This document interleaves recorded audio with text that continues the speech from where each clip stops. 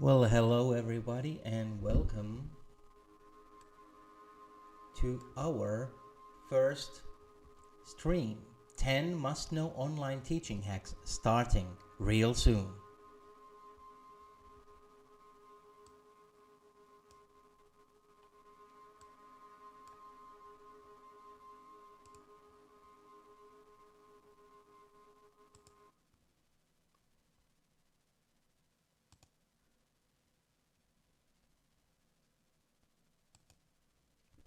Hi everybody, I'm Nico Lumen and I'm an international educator.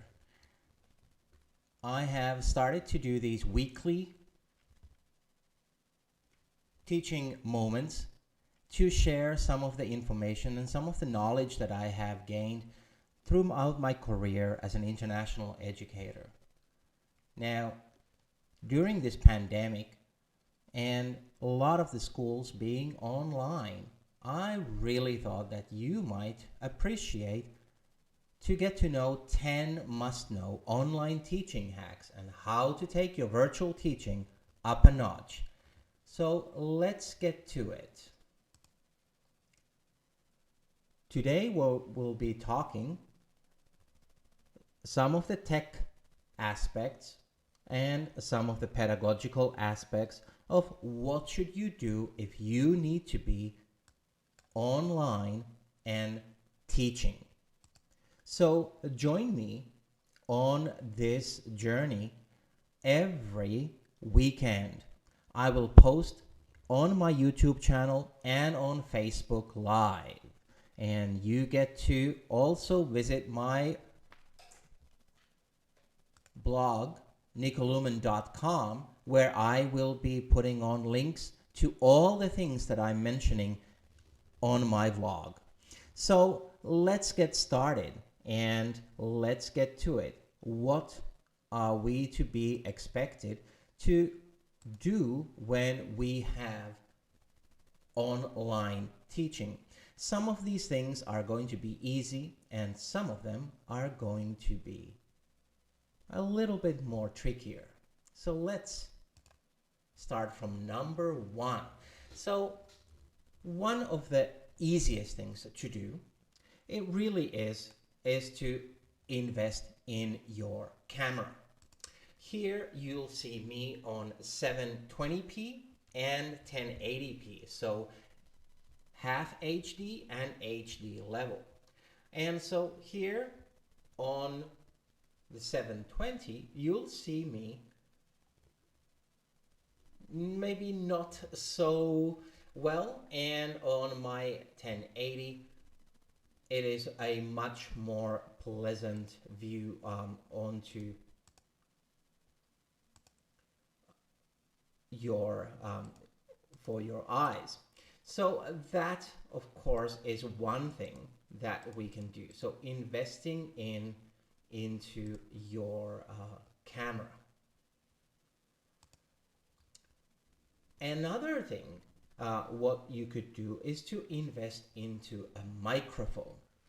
A microphone is essential if you want to sound good whilst you are recording.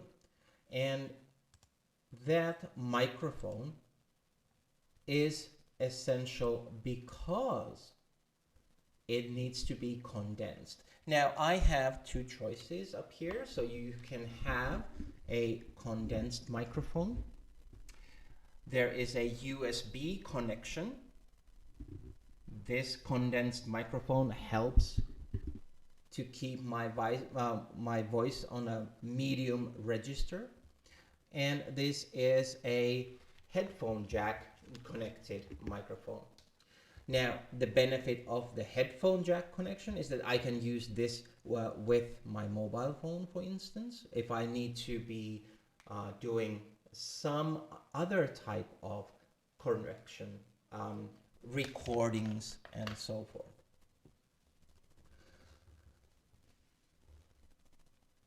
The other really important fact is to use, for instance, background music. And for background music, you want to be using the YouTube audio library for non-copyright music, so royalty-free music. That will help immensely when you are working on live streams or making short flipped classroom videos. And those, of course, are something that we definitely can do a lot. So audio, microphones, music, and then headset. A headset will help you if you're doing live streams, because then you can listen to your students and there is no reverb coming through your microphone because you're listening through your headset speakers. You can take the over-ear ones, and these of course are the gaming type, so they come up with a wonderful microphone on itself. Or you can go with another type, a Bluetooth set, so a wireless one. And the headset in the wireless one, of course, allows you to move around. Now the Bluetooth one works really well if you are streaming from your laptop. Now that brings me to another factor where the next tip really is crucial in my mind, and that is to bring you a second screen. So if you're streaming from a laptop, investing into another screen, an HDMI screen that you can attach together to your laptop, and then use the extended screen function on your operating system, will allow you to stream easier. It will make your streaming solution better. And that is something that I would do as my very first priority. So on video side, we're thinking of a camera, an HD level camera, definitely thinking of a secondary screen, and then investing into lights. Now here in my home, in my home studio, as it was or is right now, I have invested into bringing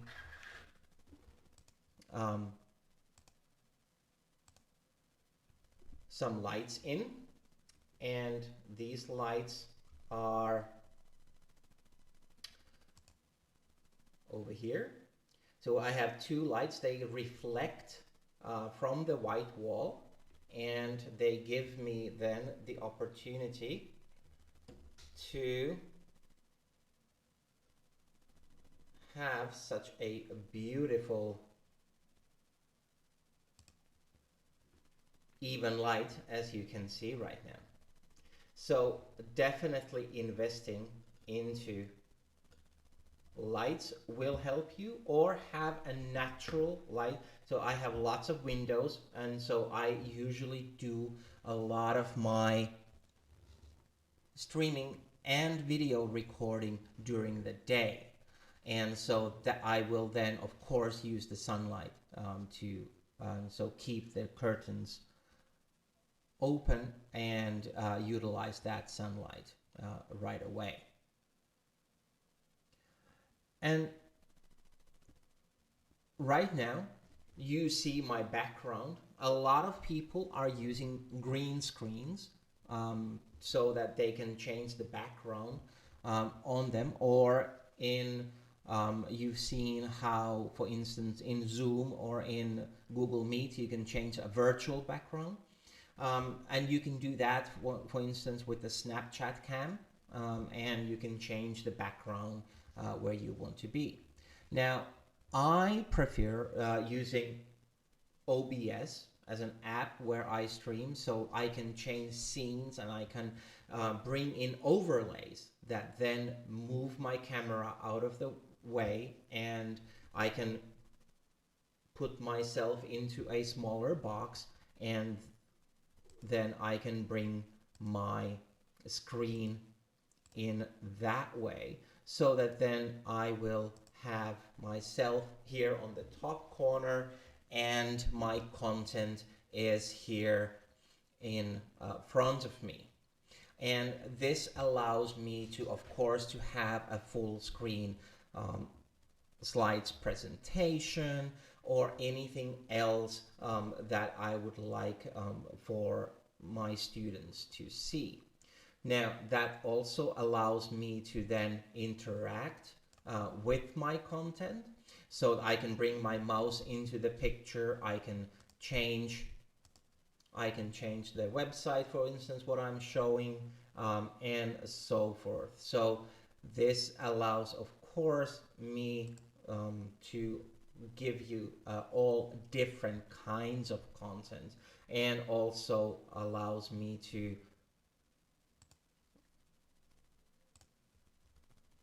transition between our scenes. So this is by far, I think, the best use of OBS or any other streaming software that allows us to change scenes and reposition the camera, reposition myself in that, and I don't have to necessarily do the green screen. But of course, streamers, for instance, they like to be inside of their gameplay, so also that is something fun that I can do. So really minimize myself as in this camera box and utilize then the whole screen space, you know, which definitely helps at some point, because sometimes we want to be showing something really clear, something that is really important. And so then if my camera is, or if I want to be in the picture, then it might be distracting if I have a very colorful background. And so me being here in the same picture right now, it doesn't matter because there is so much white around this image, but definitely it would be a hassle if I was showing a presentation at this time. So definitely, if you feel that you would like to be part of these images, you would then go in and change yourself into using a green screen. I also like using multiple cameras. So having two cameras, as you could see, was something that I was doing with here, and that is definitely something that we can do, especially with OBS. And with OBS, it is very simple. We add this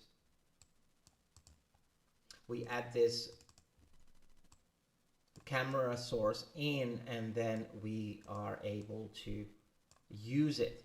Now, what is really nice is that with multiple cameras we can change in between. I'm using the same camera that I'm using to record this with also on this sort of an arm, so then I can give I can be writing, so I'm doing cursive handwriting lessons with my students. So what I'll do with this sort of an extended arm is that I'm bringing in an overhead, like a documentary camera, but I don't have a documentary camera, but I do have an inexpensive 19 euro hard HD quality camera. And so I am able to then show a top view of what I am doing, if I'm typing, if I'm writing, if I'm reading out loud, like I do read alouds, and I want to be showing in my stream then what would it look like.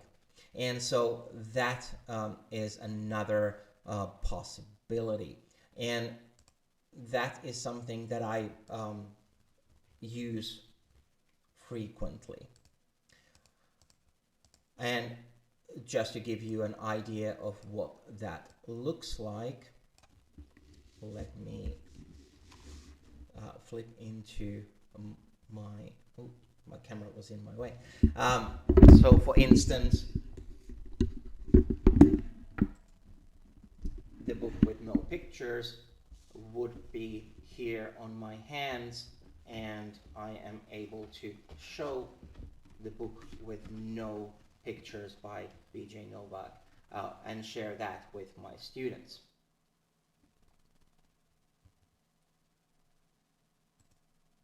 So at this point, I would love to recap of what we've done so far.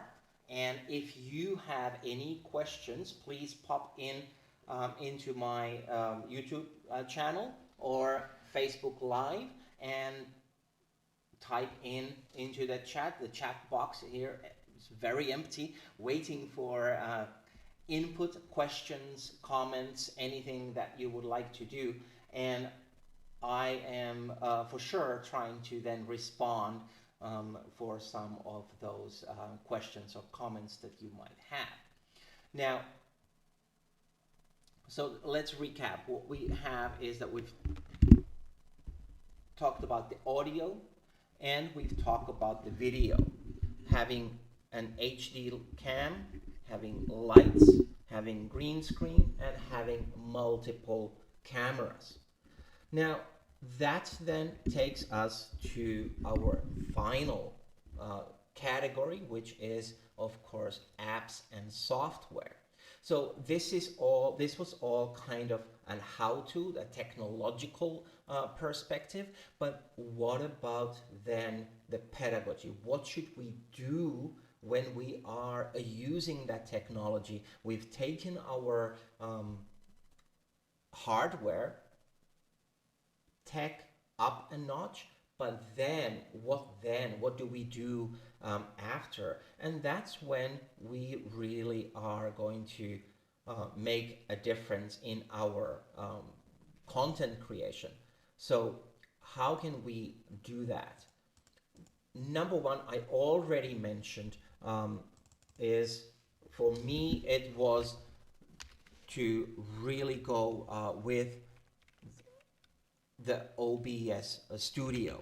So OBS Studio is a open broadcaster software.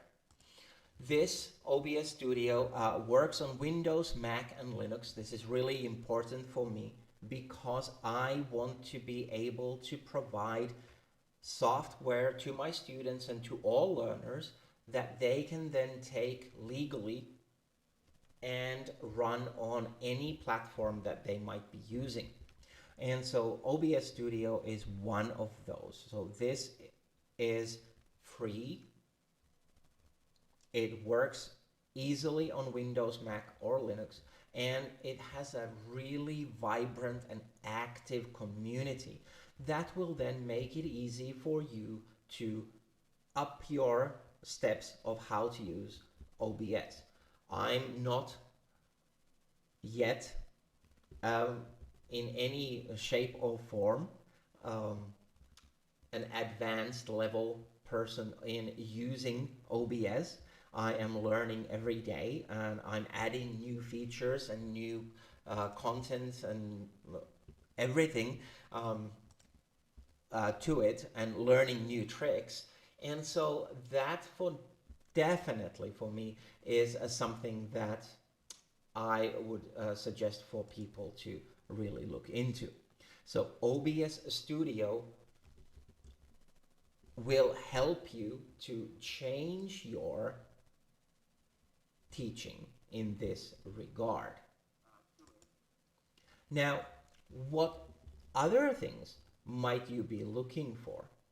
Well, definitely we would be looking into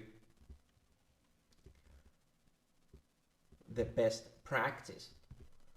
When you are presenting, for instance, you might want to be using software that will enable you to be interactive with your audience. Now, interaction, especially in a school situation, is crucial. If you do not have interactive content upon every 5 to 7 minutes, your audience is not going to be listening to you. So asking for feedback, asking for a student input is crucial, and Pear Deck enables you to do that. So if you want to be doing a presentation like with Google Slides, take the Pear Deck extension and bring your software, bring your presentation alive this way. Another way is to use the chat. So if you're doing synchronized teaching on Google Meet, for instance, or with Zoom, instead of using just your video cam and then presenting your desktop, what you can do is you can take OBS and you can use the OBS as a virtual camera. Now the virtual camera connects to your presenting software, and you can then present and see your audience the same way. So using then the chat function inside your presenting software enables you then to stay in touch with your students and learners. So there, ladies and gentlemen, that was the 10 hacks that you should do to bring up your game on virtual teaching. Let me go through them one more time. So bring in audio, microphone, bring on music that is non-copyrighted, and use a headset when you are listening to comments from your students. For video, you want to be using an external HD cam. So a webcam will do. You don't have to go with the expensive cameras. You can still get by. You want to invest into lighting. You can use a green screen on the background, and you can use multiple webcams when you are then, and this takes me to the software part, using OBS, the Open Broadcast Studio. You also need to make your streaming interactive, and you can make your streaming interactive by using Pear Deck as your presentation software. Or if you are doing synchronous, you can then use Zoom, or you can use Google Meet, but you can use OBS as a virtual camera inside of those things. My final tip, of course, is that with OBS and streaming, it allows you to record, and this way you can then have your synchronous lesson recorded as an online lesson, as asynchronous, for those students who did not participate in your lesson. Now, excuse me. Now what you can do is that if you're doing an online lesson, you are not recording your students, so there's no data protection problems. You can have your students hear part of it, but you're not recording their voice. And that way you are able to really be accessible, making sure that all learners can access your teaching, which is something that, for instance, your ELL students will benefit from, because then they can re-watch your content. They can use closed captioning and auto-translate to improve your lessons and understanding of your lessons. So thank you for watching. I'll be here again next week. If you have any requests of what would you like to learn about, please let me know in the comments below. Subscribe so you'll know when I'm online. Goodbye and thank you for watching.